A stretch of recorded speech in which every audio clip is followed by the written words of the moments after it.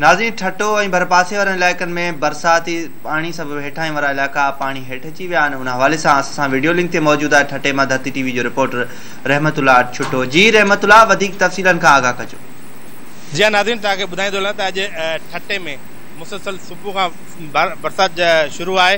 ठटे जा केतिरा ई इलाइक़ा हिन वक़्तु पाणी हेठि अची चुका आहिनि। तव्हांखे ॿुधाईंदो हलां त ठटे जे साहिली इलाइक़े ऐं कोस्तानी इलाइक़े में ज़ोरदार बरसातूं पवण जे करे कोस्तानी नयूं वही अचण करे ऐं सामुंडी जेके वीरूं चढ़ण जे करे माण्हुनि जा जेके ॻोठ हुआ पाणी हेठि अची चुका आहिनि। ऐं ठट शहर जेको हिन वक़्तु बिल्कुलु दरिया जो ॾेख ॾेई रहियो आहे। ठटे शहर में ज़ोरदार बरसाति पवण खां पोइ समूरा इलाइक़ा जेके ठटे जा उहे ॿुॾी विया आहिनि। कची आबादियूं पाणी हेठि आहिनि ऐं केतिरा ई माण्हू मज़दूर तबिको जेको आहे उहो सख़्तु परेशानी वारे हाल में आहे।